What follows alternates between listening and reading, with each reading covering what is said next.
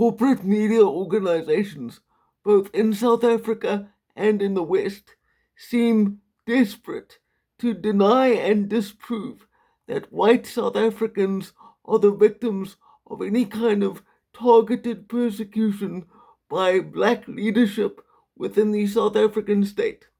So let's look at some facts here for a minute. Firstly, white people in South Africa are a racial minority. We represent less than 10% of a population of well over 60 million people.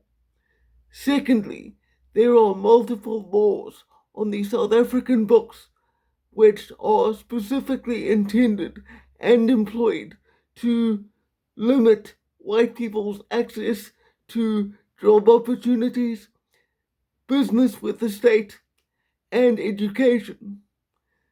These laws include Black Economic Empowerment, which imposes racial quotas on all businesses in this country, as well as Employment Equity, which stipulates set targets that businesses must reach in order to operate without being fined by the state.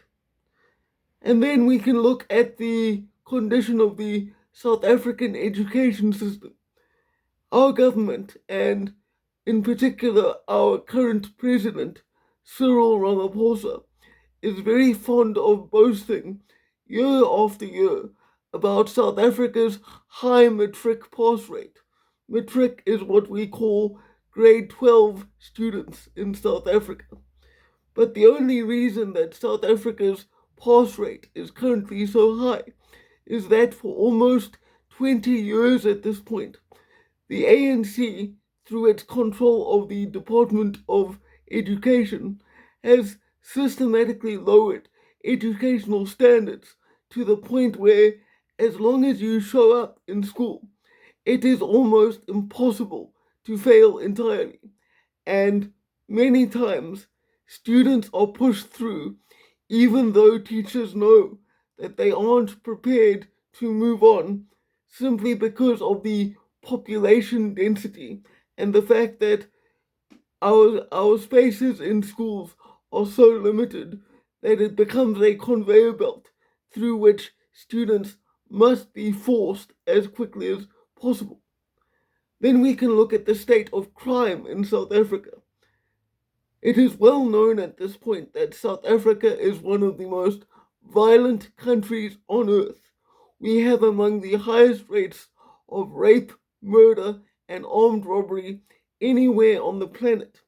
And the fact is that the vast majority of those crimes, almost all of them, in fact, are committed by black men. I am not saying that all black people are inherently violent or criminal. In fact, it's quite the opposite. However, it cannot be denied that the root of South Africa's crime problem is one of black men. In fact, if you were to remove white communities from the black influence entirely, rates of violent crime would drop to almost zero. And then, just looking at it from a social perspective, white people on a daily basis are blamed by the government and by our sitting president for every problem in this country. There's a lack of infrastructure, it's white people's fault for not catering to them, catering to that need when they were in power. Black people are poor, oh, that must be because white people are selfish and trying to hold them down.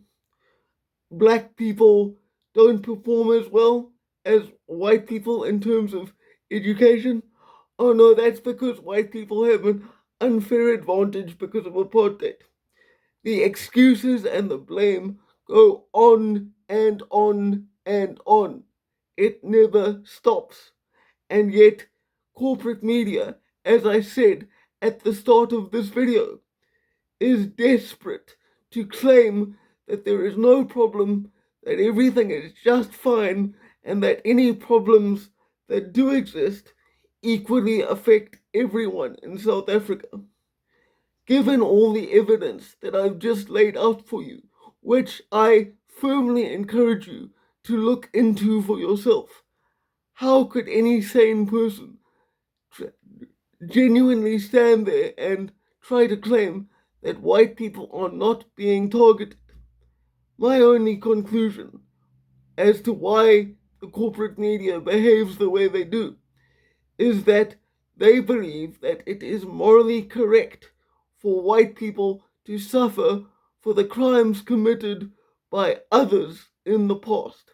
Because I would like to remind you that as we speak in 2026, there is an entire generation of white South Africans who are now adults who did not exist during apartheid. They were born after apartheid fell. Yet they are still being punished, supposedly for the collective guilt of white people as a whole, thanks to colonialism and apartheid. In summary, what I'd like to say is that the ANC loves to talk about how evil and oppressive apartheid was. But if you go back and you look through the actual data and statistics, quality of life for everyone, including black South Africans, even though they were legally oppressed, denied the right to vote, denied freedom of movement, and denied access to certain jobs, even under those oppressive conditions, the quality of life for black South Africans was better by almost every metric than it is today. So, if you want to blame white people for the problems of South Africa, you can do it by all means, and our politicians do it every day without ceasing. It just means that you're a blatant fucking liar.